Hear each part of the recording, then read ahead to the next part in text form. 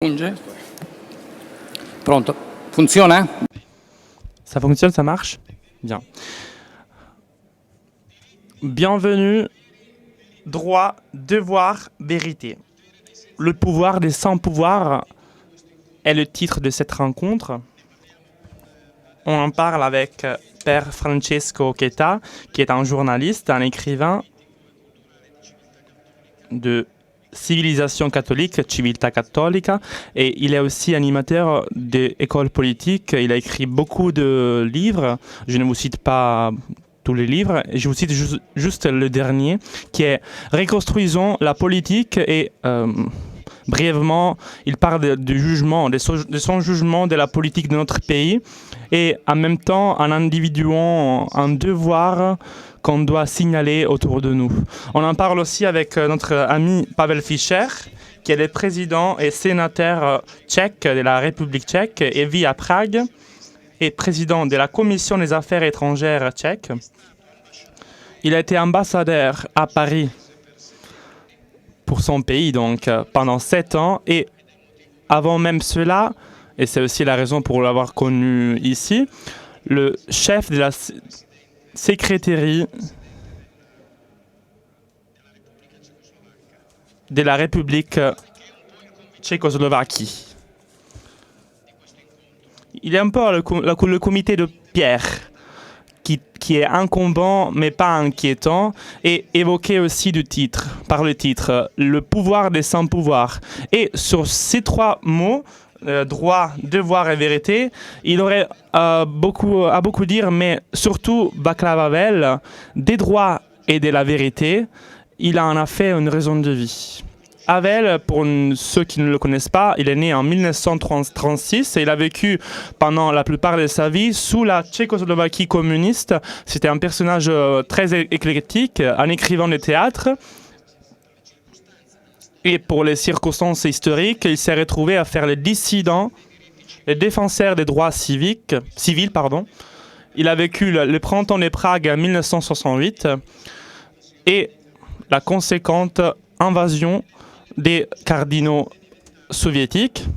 Et en 1967, il est devenu le porte-voix d'un mouvement pour les droits civils pour les personnes emprisonnées injustement.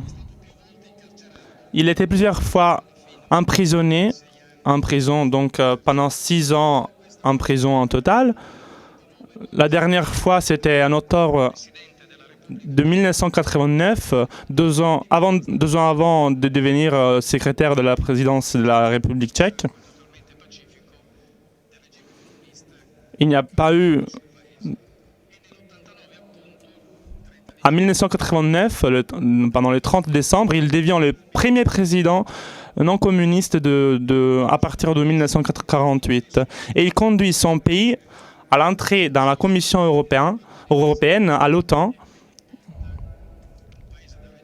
Et il amène un pays de l'Est à la transition du monde libre. Ce qu'il voudrait dire, lui, sur ces 3 mots, donc droit, devoir, vérité, on a essayé de le dire dans le pouvoir sans pouvoir, avec une interrogation sur Havel. Et son dernière interview posthume reporte des questions faites par un groupe de jeunes qui a travaillé sur ces livres. Et les réponses sont vraiment traites par ces livres, sont prises de ces livres. Vous allez rencontrer donc en les lisant un personnage très humain et de grande culture politique. Mais pourquoi proposer, après 40 ans après, le pouvoir des sans-pouvoirs? Donc comme pour le meeting, ça fait 40 ans qu'il est là, c'est la première publication en Italie. Surtout pour sa figure, pour l'actualité de sa pensée, de l'Italie d'aujourd'hui, de l'Europe d'aujourd'hui.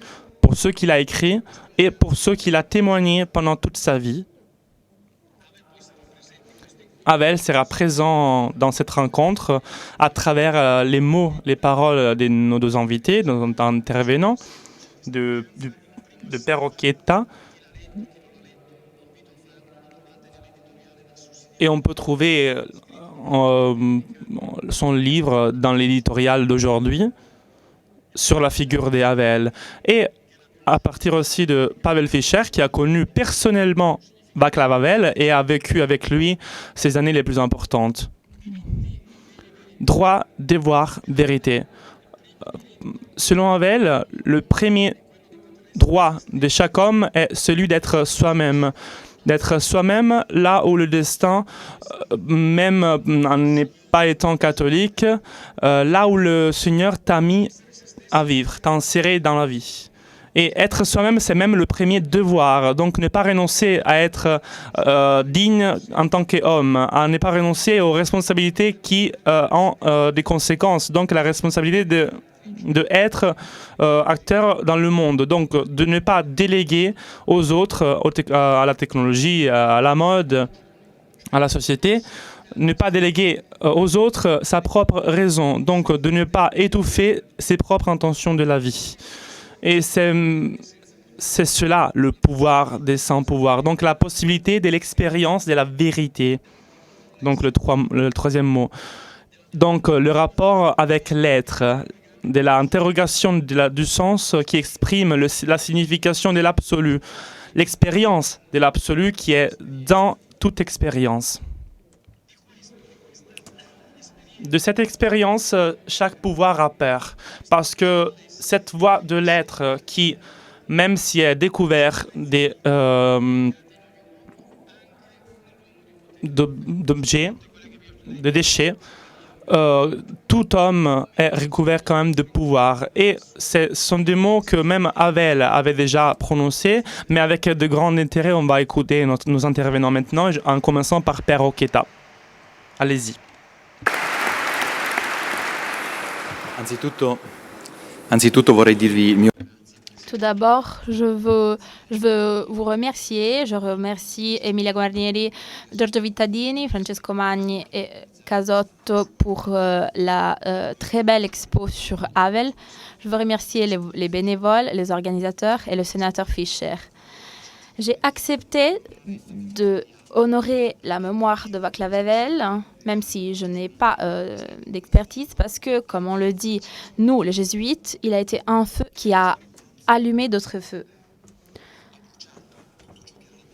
Son témoignage a brûlé tout ce qui était mensonge politique et a fondu tous les éléments de vérité comme le feu le fait avec l'or. Comme on a dit, il est né en 1936. Il a été obligé de faire le service militaire pendant 2 ans. En avril 1975, il publie une lettre ouverte avec une analyse critique sur le socialisme qui a fait en sorte que le régime commence à le chercher. Il publie aussi une carte en 1977 sur la liberté d'expression. Ensuite, il est emprisonné. Ensuite, il fera partie de la vie politique. Dans toutes ces étapes, il n'a jamais perdu sa liberté. Et c'est quelque chose qui m'a tout le temps frappé. Je vais vous donner 3 mots pour essayer de reparcourir son histoire. Les droits et les devoirs sont 2 faces du même aspect, parce qu'il peut y avoir une liberté de quelque chose, mais il peut y avoir une liberté pour les autres, qui amène donc au lieu que au totalitarisme, au communalisme. Le binôme droit et devoir, on peut le voir aussi dans les antithèses, dans les formes de gouvernement. Et on doit se demander, est-ce qu'on va se concentrer sur les règles ou sur la substance et les principes? Les formes de gouvernement, les systèmes gouvernementaux qui se concentrent juste sur les règles sont les systèmes qui ont donné du pouvoir à Hitler et Mussolini. Mais des formes du gouvernement qui se concentrent sur les principes qui nous tiennent ensemble, que les marchés ne peuvent pas vendre, sont les formes de gouvernement où Havel a décidé de consacrer sa vie. En 1089, Havel prononce un discours et il parle du devoir de la mémoire. Je suis sûre que d'entre vous, il y a quelqu'un qui signait les appels au régime tchécoslovaque pour le libérer. En tant que peuple de Communale Libération, vous étiez très proches. Et c'était un grand don. Les plus jeunes, peut-être, vos enfants ou vos grands-enfants, ne savent même pas qui est Havel. Et c'est le même cas pour Aldo Moro. Il y a une étude qui dit que seulement 30% des jeunes qui vont à l'école se souviennent de Aldo Moro. Donc, la mémoire, on disait. Comment est-ce qu'on garde la mémoire? Comme le disait Primo Levi, tout ce qu'on oublie pourrait revenir. Le devoir de la mémoire est donc très important. C'est pourquoi le père Giussani a voulu garder ce livre, Le pouvoir des sans pouvoirs, en tant que clé herméneutique pour construire un tissu social grâce à un témoignage. Le pouvoir de sans pouvoir est avoir de la mémoire pour comprendre ce qui est humain et ce qui étouffe l'humain, notamment les totalitarismes. Pour Havel, les totalitarismes sont l'expropriation de l'homme et de sa conscience, de sa raison et de son langage naturel. Cela le rend similaire à une machine et le font tomber dans une catégorie consommateur, malade, touriste, migrant, etc.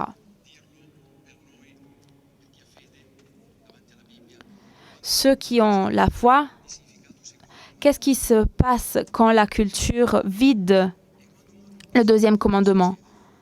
Ça veut dire que le prochain meurt, il n'existe plus, je ne le vois plus et l'autre ne devient qu'un danger. Et si l'autre n'est qu'un danger, je ne sais plus, en tant que politicien ou politicienne, organiser et réorganiser les exigences de mon prochain. Parce que la politique signifie réorganiser les besoins de la société. Havel donc nous dit qu'il faut faire et garder la mémoire, il faut comprendre ce qui vaut dans la vie et donc rejeter tout ce qui est autre, distinguer le mal du bien, ce qui est humain de ce qui n'est pas humain. C'est pourquoi il définit la politique comme l'art de l'impossible. Bien sûr, la politique est l'art du possible, les alliances, les pactes, les plans. Mais il voulait que la politique soit l'art de l'impossible, qui se concentre sur le facteur humain. Il disait tout d'abord la personne concrète, ensuite la société, où l'homme entre en tant qu'individu et il sort comme personne, grâce au corps intermédiaire, grâce aux institutions intermédiaires. Grâce à la famille, aux organisations sociales, les ONG, les syndicats, on a l'opportunité de vivre en tant que personne, de se rencontrer jusqu'à arriver au pardon. La vie continue si nous réparons les déchirures sociales. Ensuite, l'ingénierie constitutionnelle qui rend service à la personne et qui promeut une dimension subsidiaire, comme le fait par exemple la fondation de la subsidiarité. Havel pouvait fuir, pouvait s'enfuir. Il pouvait aller, il était très cultivé, il pouvait aller à Rome, à Paris, à Londres, mais il est resté avec son peuple. Il a été emprisonné dans son pays et il s'agit d'un grand témoignage.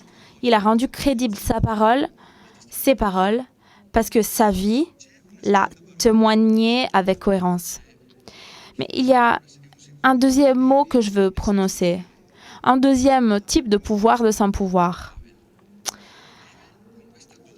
c'est-à-dire la tempérance de Havel. Grâce à ce don, ce talent qu'il avait, il a réussi à lutter contre le communisme dans son pays. Il a fait grâce à la tempérance. c'est pour le même talent qu'il a voulu prendre parti à l'OTAN, parce que ce pacte garantissait plus de paix pour l'Europe. Il a fait venir le mal au ventre à tout le monde, à tous ceux qui faisaient partie de l'OTAN et les autres. Il avait compris que le régime post-totalitaire était les rationalismes. En 2014, l'Europe s'est réveillée en tant que rationaliste. Mitterrand, dans son discours à Strasbourg en 1995, il a voulu parler du nationalisme et de la guerre. Sa politique modérée a été une alternative au totalitarisme. Le post-totalitarisme a créé un marché où tout a un prix. Et cela a fait émerger une idée abstraite de réalité. Influencée par les peurs que nous avons, une sorte d'esprit pur qui est supérieur à tout fait concret. Et on n'est plus disposé à croire dans les idées qu'à des faits concrets. Pourquoi? Parce qu'on a peur. Et donc, qu'est-ce qui émerge de la politique européenne nationaliste? L'idée de pureté du sang, d'une nostalgie d'un passé utopique et épique qui n'a jamais existé, l'utopie d'un gouvernement parfait qui n'a jamais existé, et la confiance dans des leaders très forts auxquels on veut confier nos libertés. Mais il s'agit encore d'une nouvelle idéologie. Si Havel était là, il nous disait c'est une nouvelle forme de post-totalitarisme. L'alternative pour Havel est très claire. Plus de coopération, moins d'influence de l'État, travail humain et gestion en Europe des sujets communs qui aujourd'hui sont le rapport entre l'homme et la machine, la gestion des données et la vie privée et les sujets environnementaux. Donc les racines européennes de l'Europe. Ce qui le pape François dans l'encyclique Laudato Si appelle un nouveau développement humain intégral. Nous ne sommes pas ici pour mettre l'accent sur un parti à reconstruire. Mais si on veut donner une chance à l'espace public, il faut construire ensemble un nouveau développement humain intégral. Voilà l'essentiel. Et Havel l'avait déjà prévu. C'est pourquoi Havel dit que la naissance d'un nouvel modèle économique et politique est quelque chose qui peut être fait à partir d'une vie qui change. Donc, avant de réformer les structures qui doivent être réformées, comme par exemple la deuxième partie de notre constitution italienne, mais la première urgence pour Havel est réformer ceux qui réforment les structures. J'ai connu Havel de manière indirecte de son texte et de mes amis jésuites tchèques que dans leurs premières années en prison vivaient le catéchisme de manière clandestine. Ils ne pouvaient même pas dire à leurs parents qu'ils faisaient du catéchisme parce que le régime, le totalitarisme avait vidé le cœur des personnes. Ils voyaient en Havel un témoin de liberté qui redonnait de la liberté à leur pays. J'avais compris que le troisième pouvoir des sans-pouvoirs était très simple, la force de la parole. Une synthèse entre ce que l'on croit et ce que l'on vit. Si on s'arrête à réfléchir, on doit se demander, mais les systèmes antilibéraux, totalitaristes, communistes, post-totalitarisme, quelle stratégie ont-ils? Tout d'abord, vider les mots qui nous rendent libres, qui nous prononçons au monde et pour le monde. Grâce à nos paroles, à nos mots, on crée le monde. Et c'est comme ça que le régime étouffe notre liberté. Havel n'a jamais renoncé à la parole, même pas en prison. Elle a exalté grâce à ses œuvres théâtrales et elle a rendu un dialogue dans la politique. il nous a appris que grâce à la communication, on dévoile notre identité. Nos mots révèlent ce qui nous sommes. Et vu qu'aujourd'hui, dans le net, tout laisse une trace, il faut faire attention que même quand on est embauché dans une entreprise,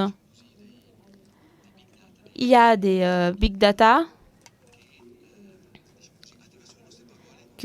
qui, grâce à nos paroles, font un portrait de nous, de notre CV, et qui nous disent notre identité.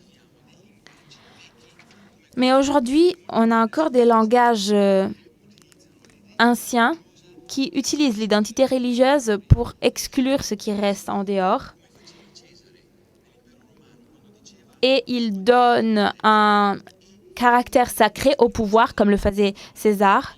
Et ils nous font croire que l'outil, le moyen est déjà assez pour témoigner la foi. Mais la dignité humaine peut être reconnue aussi grâce aux paroles des dialogues qu'on s'échange entre nous, des paroles d'opinion, d'alliance, de médiation, qui deviennent des règles et ensuite des lois. C'est pourquoi la parole démocratique, le dialogue démocratique est l'alternative à la violence. La parole démocratique. Il faut faire attention dans l'espace public parce que je peux être contre une idée de quelqu'un, mais je ne peux pas détruire, anéantir l'autre parce que cela est ce qui fait commencer les guerres. Donc tout part de l'utilisation de mots. Je vais maintenant conclure. Il y a une condition pour Havel. Il faut vaincre le mensonge. Havel dit « La négation de l'absolu est le postulat de la modernité ». Et il ajoute « L'ordre moral est supérieur à l'ordre législatif, politique et économique ». Dans son livre, il parle d'un paysan, d'un agriculteur. Il n'a pas de nom, mais il est le véritable dissident parce que il enlève, il met une affiche où il dit hommes de tout le monde, unissez-vous, interroger la réalité est le début de toute liberté. Sinon, le mensonge, qui est une invention de notre esprit, nous fait rester des esclaves. On devient dissident quand on commence à demander. C'est quelque chose de très petit, mais pour Havel, c'est très grand parce que c'est comme une petite boule de neige qui fait naître une avalanche. Havel dit qu'on ne connaît pas l'impact que notre geste peut avoir dans l'histoire. On n'y croit pas. Havel dit « Sous la superficie tranquille, dans une vie dans le mensonge, se cache l'ensemble de véritables intentions de la vie, c'est-à-dire la recherche de la vérité. Vivre, les personnes qui accueillent passivement un événement, celles qui ne se demandent pas, s'interrogent pas, vivent aussi dans le mensonge. J'ai voulu écrire une partie de mon livre sur une autre pensée de Havel.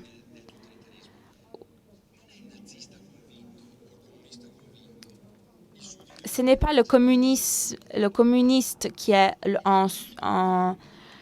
la personne idéale pour le régime, mais un individu qui ne connaît plus la distinction entre la vérité et ce qui est faux. Un rapport de Infosfera en Italie, un sondage dit que beaucoup d'entre nous ne savent pas reconnaître une fausse nouvelle d'une vraie nouvelle parce qu'on est bloqué dans les mensonges. On ne reconnaît pas et on repartage ce qui est faux.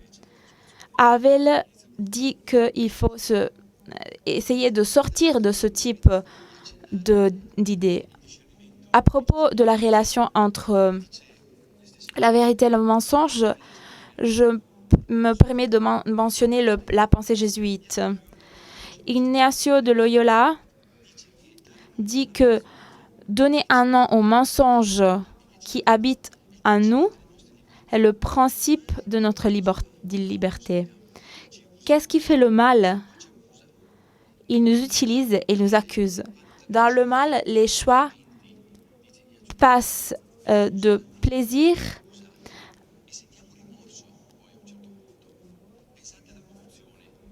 et à des actions qui nous font être dépendants. Pensez au clientélisme, aux infidélités, à la capacité de nous autogouverner. Tout ça, pour Havel, signifie vivre dans le mensonge. Pour Havel, ce sont comme des drogues. Pour faire de l'effet, on a besoin d'une autre dose. Donc, on utilise des mots qui sont comme narcotiques, qui doivent être toujours plus violents pour avoir de l'effet. Mais le bien, il faut choisir de le faire. Quand on fait du bien,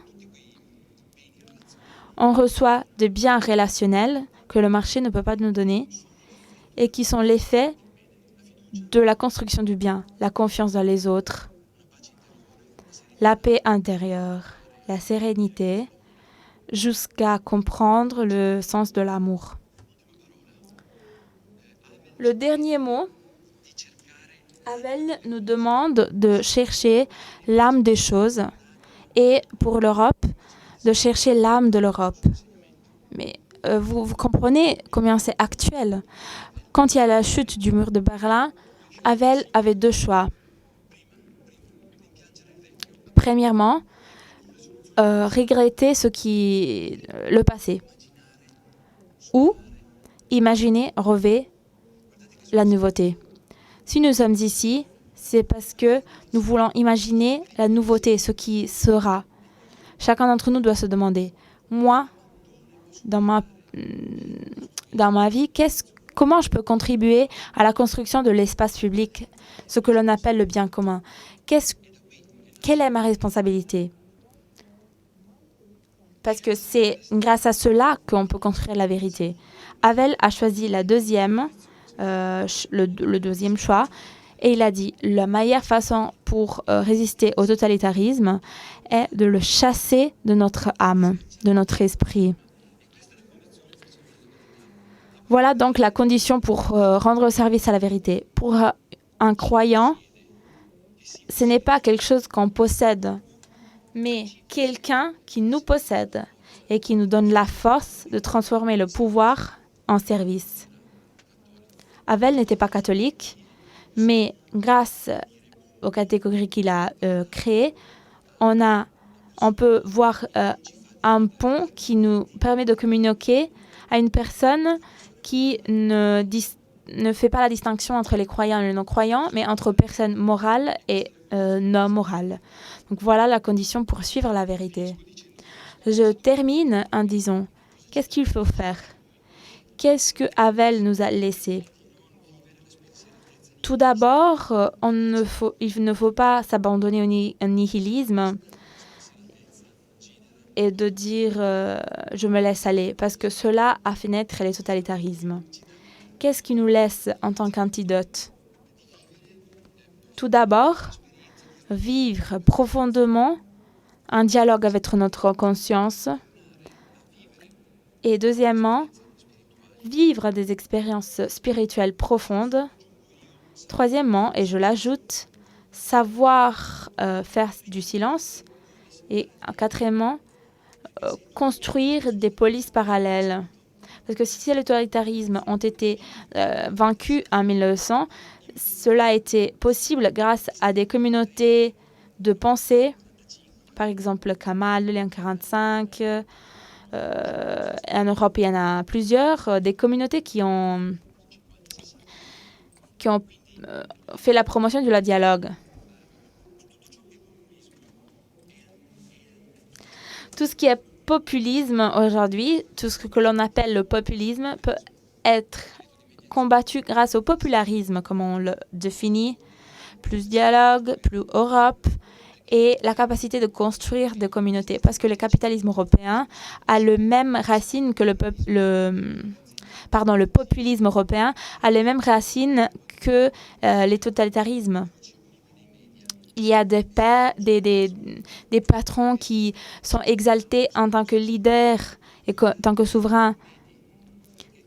On élimine les corps intermédiaires, les organisations intermédiaires, parce que ceux qui gouvernent ne veulent pas parler et vouloir savoir ce qu'y pensent les personnes. Mais imaginez ce que ça veut dire pour l'Église et pour des groupes comme Communion Libération. On privilège de la démocratie directe, les référendums et les élections en ligne. On fait appel aux émotions et aux croyances personnelles. Je termine en disant que Havel nous rappelle aussi le dialogue avec ce qui est transcendant. Tout ce qu'on fait de bien reste pour toujours.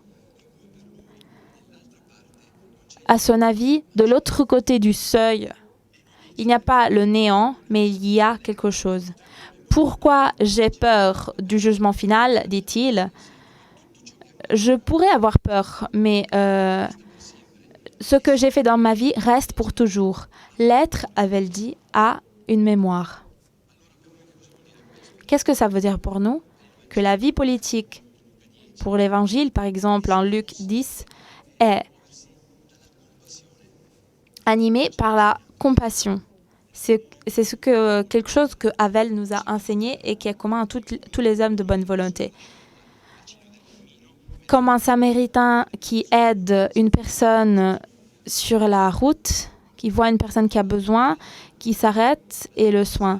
L'autre est vivant et donc il n'est pas un ennemi. Les personnes morales, les personnes qui ont habillé, accueilli, donné à boire, nourri et visité en prison, dans le jugement final à Matthieu 25, sont surprises et disent « Mais quand est-ce qu'on a fait ça avec toi, Seigneur ?» Et le Seigneur répond « Chaque fois que vous avez fait toutes ces choses à mes petits frères, vous l'avez fait à moi et c'est ce qu'il faut faire pour garder la mémoire de Havel. » Merci.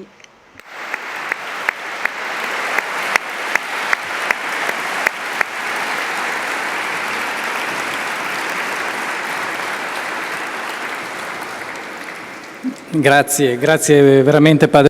Merci vraiment, Père Oqueta. Je suis vraiment très excité d'entendre parler Père Fischel parce qu'il n'est pas le seul à avoir connu Havel. Même quelqu'un entre présents ici l'ont connu comme des clandestins. Mais sûrement, Fischel, c'est celui qui l'a connu mieux, donc il y a travaillé ensemble. Merci, je suis honoré de pouvoir parler ici à Rimini.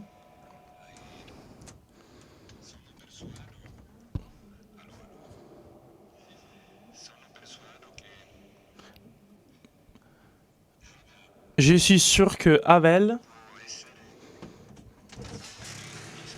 doit être source d'inspiration même aujourd'hui.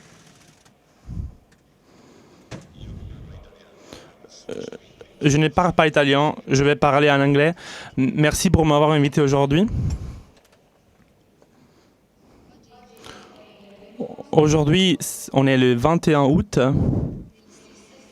En 1968,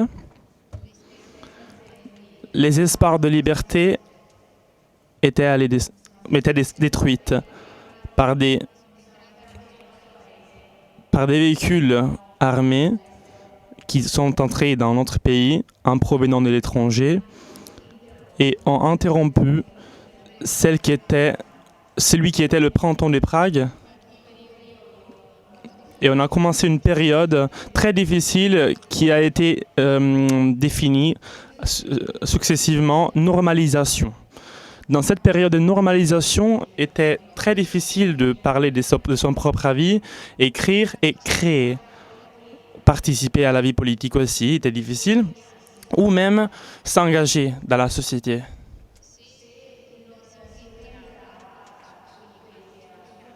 Si on n'entrait pas dans ce qui correspondait au Parti communiste, et c'est vraiment dans cette période où Václav Havel devient important.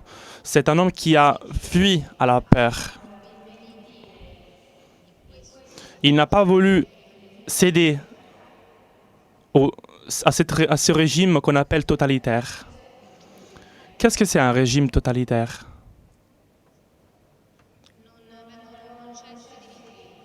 il n'y a pas de droits pour les personnes, pas de droits, ni des droits civiques, ni des droits individuels sont permis.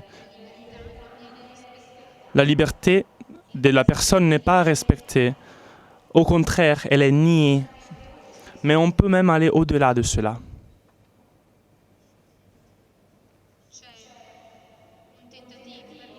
Il y a une tentative très forte d'aller obstacler, d'aller menacer la vie spirituelle, parce que les régimes totalitaires visent à désintégrer l'âme.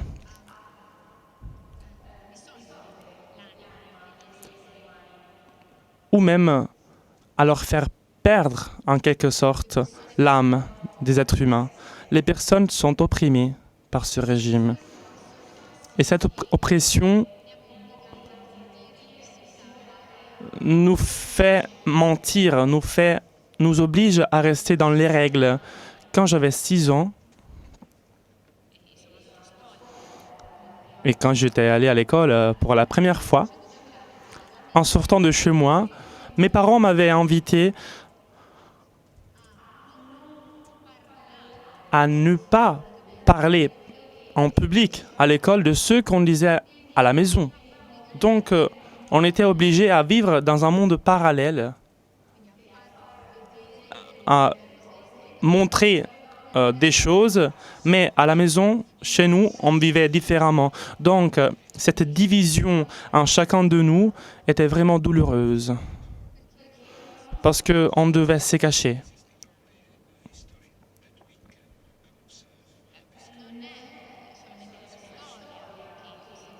Ce n'est pas que dans l'histoire qu'on peut observer ce type de situation.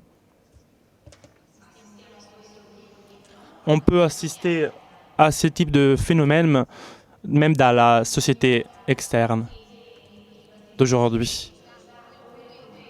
À chaque fois qu'une entreprise en parti politique nie aux individus la possibilité d'être soi-même, en faisant cela, il crée les conditions de l'oppression dans laquelle la division entre sphère publique et vie privée peuvent créer un déni, peuvent créer un problème. Donc les personnes ne peuvent pas créer tout type d'interaction, ils ne peuvent pas prendre d'initiative et ils ne peuvent non plus être actifs, être acteurs de leur propre vie, et ils ne peuvent pas soutenir des choses qui, selon eux, selon leur avis, sont importantes. De cette manière, le système tend à diminuer leur être. Il va à obstacler la façon d'être de chacun de nous. Sa propre façon d'être nous-mêmes et d'être acteurs de notre vie. Si on redonne une dimension, la façon d'être des citoyens à la situation, on devrait reconnaître seulement trop tard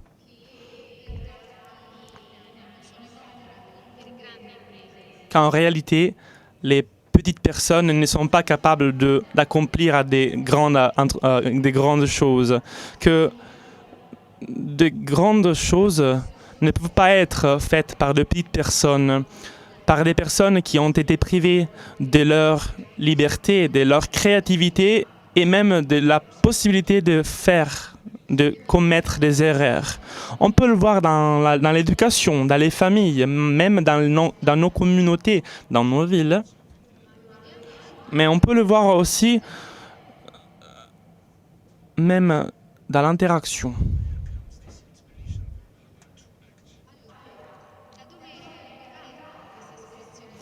Et donc, où est arrivée l'inspiration qu'Abel a utilisée pour agir des conséquences?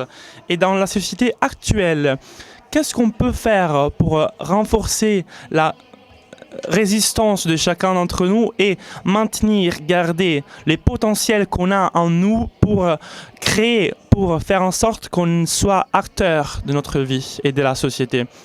Tout d'abord, l'inspiration qu'Avel a eue est parvenue par Jan El Huns, un personnage très important au XVe siècle dans notre pays. Et il a été inspiré par l'Évangile et il a invité la communauté à suivre la vérité, donc à conduire une vie inspirée par la vérité, donc à mettre en discussion les officiaux. On peut parler par exemple de Thomas Aserik, qui a été président en 1918 en Tchécoslovaquie. Et il a parlé d'une vie qui devait être vécue en se fondant sur les principes de la vérité. On peut parler même d'un philosophe, par exemple Jan Patočka, qui était d'une personnalité extraordinaire. Lui, c'était un philosophe, et le régime totalitaire ne voulait pas qu'il soit enseignant, qu'il enseigne. Et donc, il a été obligé à vivre dans une police parallèle. Et donc, il a été obligé à donner des cours particuliers.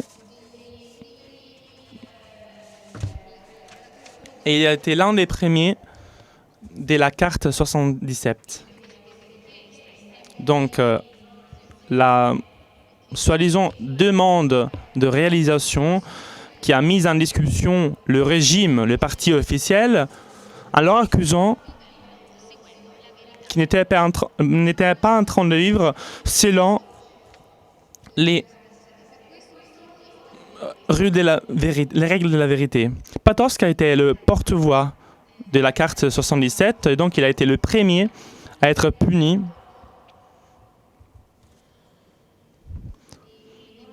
Patočka était en réalité très malade à ce moment-là. Il était assez ancien.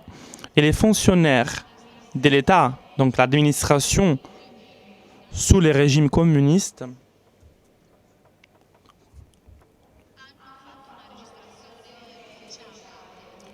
ont fait une registration officielle de l'interrogatoire et ils ont inséré des erreurs dans cet interrogatoire. On voit clairement que le fonctionnaire a commis exprès des erreurs afin d'expliquer ce que Patočka voulait dire.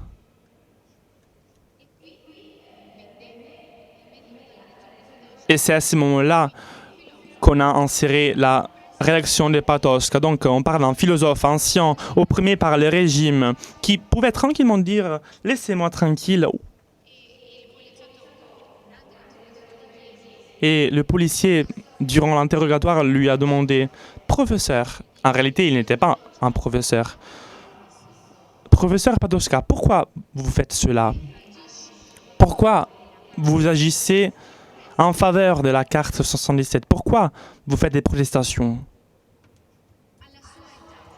À son âge et dans son état de santé, à votre état de santé, avez-vous besoin de faire cela? Et la réponse de Patočka était, pendant ce moment, le policier était en train de créer le verbal de l'interrogatoire et Patočka dit «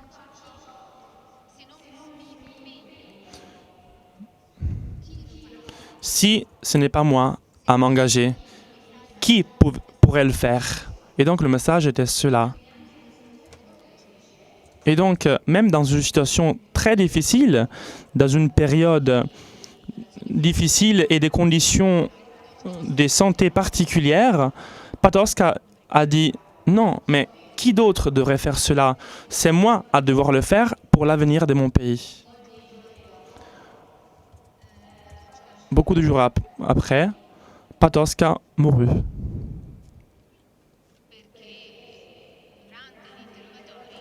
Parce que pendant les interrogatoires,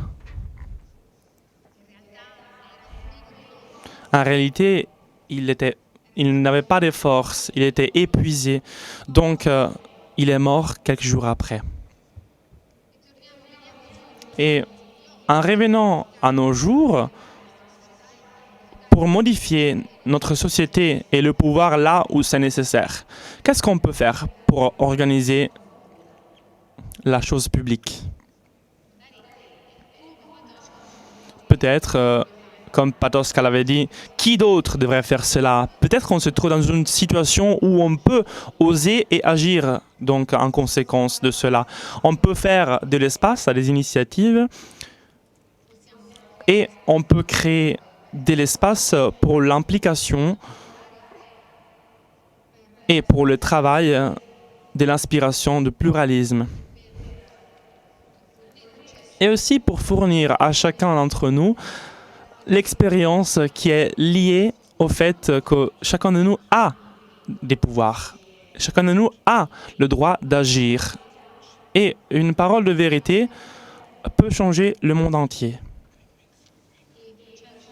Et en faisant cela, en faisant de cette manière, nous pouvons reconstruire le tissu social. Hier, j'ai visité l'exposition qui se trouve ici au meeting. Et je suis vraiment resté étonné, touché, non pas par le texte, non pas par les photos,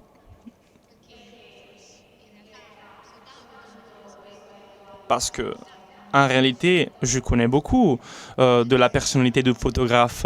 Mais la chose qui m'a le plus touché, c'est vous, parce qu'il y avait vraiment un grand monde en train de visiter l'exposition, qui était toujours accompagné par une guide très jeune. Et j'ai pu parler un peu avec le guide, et je me suis aperçu de combien les guides étaient inspirés par les autres mêmes. Donc cette transmission du fait qu'on peut changer le monde a été pour moi l'expérience que je vais amener chez moi en rentrant de Rimini. Même Havel serait impressionné, touché, frappé par cela.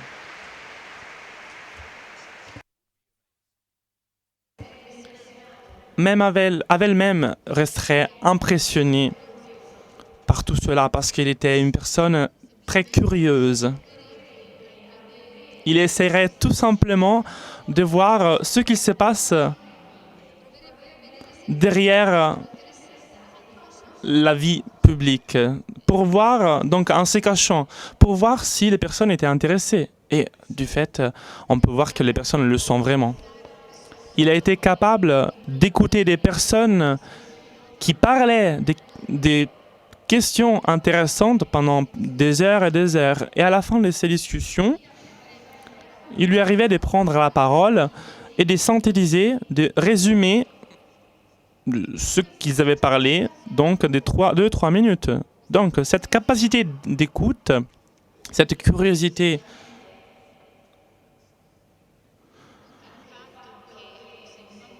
et sûrement même le fait qu'il était un homme très cultivé, et il était vraiment ironique comme personne, je pense que Havel pourrait vraiment être une source d'inspiration pour nous aujourd'hui, si on se sent des personnes sans pouvoir. Et même si on se sent de cette manière, nous devons comprendre qu'on peut agir aussi. Merci pour m'avoir invité ici à Rimini.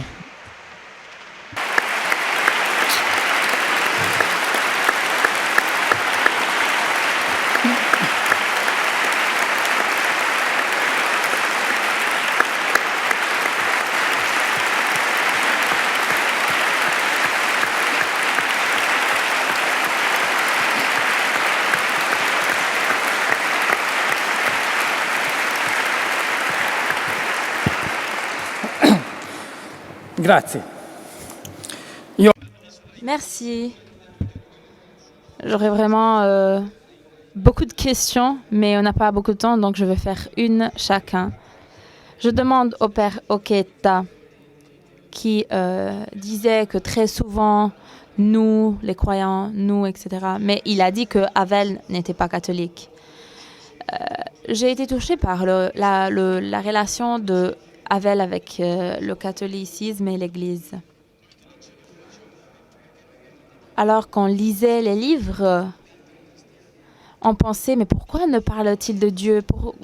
Ça semblait clair qu'il était converti, mais il disait non, je ne suis pas chrétien. La conversion est un changement de quelqu'un qui dit le Christ est le Fils de Dieu. Et Havel disait, moi, ce dernière étape, ce dernier pas, je ne l'ai pas fait. Il était donc très sérieux. Mais il avait une grande amitié avec beaucoup de catholiques qu'il avait connus en prison. Il a connu Zvierdina, un théologue très important. Il a connu Dodka, qui est l'actuel cardinal de Prague. Il a connu, non pas en prison, mais ailleurs, le cardinal Tomaszek, l'un des plus importants de l'Église de l'Est. Patoš était catholique. Václav Benda, qui lui a donné l'idée de la police parallèle, était catholique aussi. Et en prison, il a voulu lire l'introduction au christianisme du Ratzinger. Il a demandé à sa femme. Zvierdina dit que Havel a connu une église magnanime. Je veux citer cela parce que dans la manifestation finale de la révolution de velours, devant beaucoup de personnes, Havel a donné la parole à Zvierdina, qui l'appelait comme notre Solzhenitsyn. Il est devenu célèbre pour une lettre qu'il a écrite en 1970. Un théologue qui a fait des travaux très humbles. La nuit, il était pasteur. Il s'occupait des âmes des gens. Il a écrit une lettre aux chrétiens d'Occident.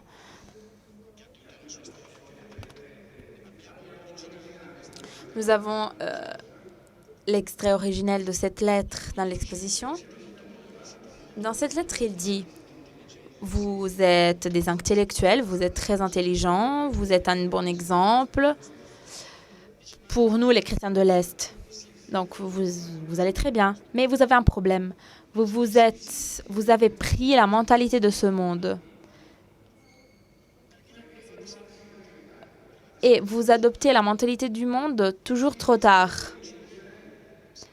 Il faudrait que vous réalisiez les lettres de Saint Paul où il disait ne cédez pas à la mentalité du monde, parce que cela est le principe d'une nouvelle vie, d'une nouvelle mentalité, donc d'une nouvelle culture et donc d'une nouvelle politique. On parlait donc de la police, la ville parallèle, qui nous rappelle la ville de Dieu. Il s'agit de quelque chose d'autre, une nouvelle ville, d'une nouvelle culture. Quelle réaction vous avez, Père Roquette, quelle réaction vous avez à propos de sa relation avec l'Église? Très brièvement, je voudrais dire ce que Havel a voulu dire pour moi. Relire ce livre a été une provocation pour ma foi. Quand il a rencontré Jean-Paul II, et c'est la seule chose que tu n'as pas mentionnée, en tant que président, Jean-Paul II lui dit: tu sais ce que c'est un miracle? Qu'est-ce que c'était un miracle pour le pape? Sa vie et la racine de son être dissident qui avait origine dans sa conscience. Havel, pour moi, est l'importance de la vie morale. Une vie à l'écoute des voix qu'on a dans notre esprit pour comprendre ce qu'il faut faire. La dissidence provoque le bien, et le mensonge provoque du mal. Havel a rencontré beaucoup de personnes comme lui qui ne croyaient pas, mais nous fait comprendre très bien la relation entre la justice et la foi pour les croyants. Si nous exagérons la foi et on nie la deuxième, c'est-à-dire la justice, notre vie n'est qu'un culte, un rite. Si on exagère la justice et on fait semblant que la foi n'existe pas, c'est-à-dire un manque d'expérience de prière, notre vie devient idéologique. Mais le défi est donc de garder les deux poumons qui donnent de l'élan à nos actions. Nous avons besoin d'un grand espoir pour vivre Et qu'est-ce qui nous donne l'espoir? La parole, et non pas ma parole, parce que je ne suis pas une source de parole. Je dois choisir ce qui habite en moi. Et donc, chacun d'entre nous devient les mots qu'il écoute. Et si on se nourrit aussi de paroles laïques, mais qui sont très mûres et intéressantes, ces mêmes paroles deviennent des paroles de Dieu. La conscience est donc basée sur un dialogue intérieur. Et on doit guider les jeunes à revivre une expérience de conscience. Cela n'est pas que théorique, mais c'est aussi concrète. Il s'agit d'une expérience basée sur les affections. C'est comme si on mettait du bois sur le feu quand il faut l'allumer pour réchauffer notre salle. Cela est la métaphore pour la foi. Tout cela est Havel pour moi.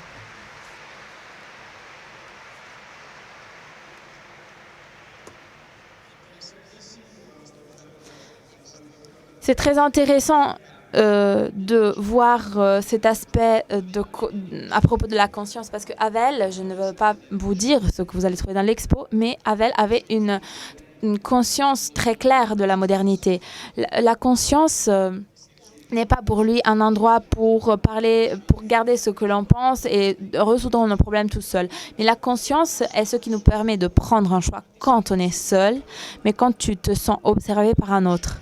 Pour lui, la conscience est une relation avec l'autre.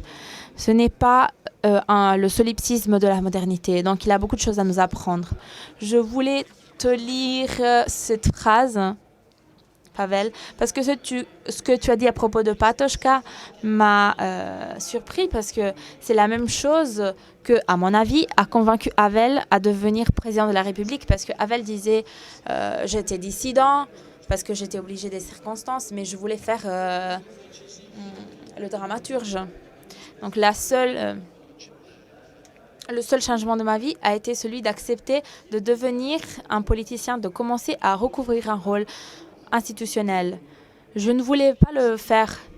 Et à ce moment-là, je me suis souvenu de Patočka, qui disait que la véritable épreuve de l'homme ne réside pas dans comment il fait le rôle qu'il veut faire, mais quand il couvre le rôle qui lui a été confié par le destin.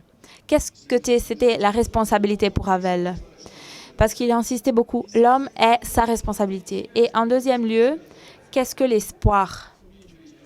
Il dit, l'espoir n'est pas l'optimisme.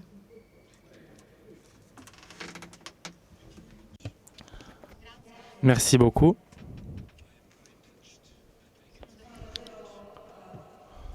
Je suis vraiment touché par le fait de pouvoir parler d'un homme qui a été mon chef, pour ainsi dire. Et il a été vraiment source d'inspiration pour beaucoup de personnes. Hier, je parlais, comme je vous le disais tout à l'heure, avec les guides très jeunes de l'exposition. Et ils m'ont raconté tout ce qu'ils ont été d'inspiration pour eux de Havel. Par exemple, l'économie. Donc la croissance de l'économie qui ne peut pas sauver toute seule elle-même la société. Après, il y a eu un jeune qui m'a parlé des responsabilités. Un autre jeune aussi m'a parlé d'espoir. Le quatrième jeune a parlé de Havel et de l'Europe. Et moi, j'étais vraiment impressionné, étonné par tout ce que j'avais eu comme transmission, parce que j'ai vu qu'eux aussi, ils ont eu cette transmission de la part de Havel. En partant de la responsabilité, répondre signifie de agir. La réponse est une réplique, une réponse à une invitation, à une condition à l'intérieur dont on se trouve et dans laquelle on doit rester, on doit prier et essayer de comprendre notre capacité pour réagir à cette situation. Donc pour Havel, la responsabilité était une réaction, était une réplique, une réponse à quelqu'un ou à quelque chose qui arrive vers nous, qui nous arrive. Et pour Ravel, la responsabilité n'était pas qu'une réaction aux demandes publiques, aux demandes de ses amis par exemple, mais c'était même une réponse aux demandes qui venaient du haut. Donc il y avait aussi une motivation physique de la responsabilité, métaphysique. Et avec ce sens métaphysique, Havel continue à dialoguer. Donc, pour Havel, il n'y a pas une essence du être. Non, il y a une relation très intensive et vive. Et donc, la responsabilité pour nous se base pour ce dialogue avec l'être. Le deuxième point, c'est l'espoir. L'espoir pour Havel n'est pas seulement une vision optimiste du monde. Mais si vous voyez qu'il y a quelque chose qui va au-delà de succès et de la condition dans laquelle on se trouve maintenant, la seule chose qui définit les succès de ce que l'on fait et qui nous ouvre à l'avenir, c'est cela l'espoir pour Havel. Donc l'espoir n'est pas la garantie pour le fait que les choses vont terminer en bien. L'espoir est simplement une attitude, une conviction que les choses ont un sens. Et Havel pense de cette manière, par exemple, quand les prisonniers, quand il était prisonnier et il était dissident, Havel a cherché à agir en suivant cette pensée, même pendant toute sa vie politique. L'espoir n'est pas de l'optimisme, mais c'est la conviction que les choses que nous faisons, donc nos actions, ont du sens, ont un sens. Merci beaucoup.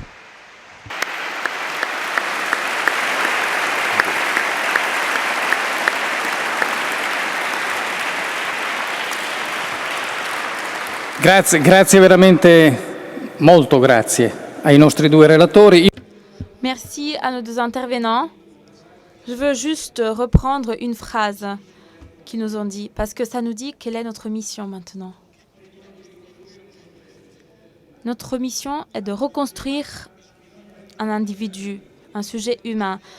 Il faut recommencer par le moi. C'est moi qui dois recommencer. Quand je le fais, je découvre que je ne suis pas le premier à avoir recommencé et que je ne suis pas seule. Il y a beaucoup d'autres personnes que je peux joindre dans cette action. Comme le disait Pavel, les nains, les petites personnes ne sont pas à même de faire de grandes choses. Merci.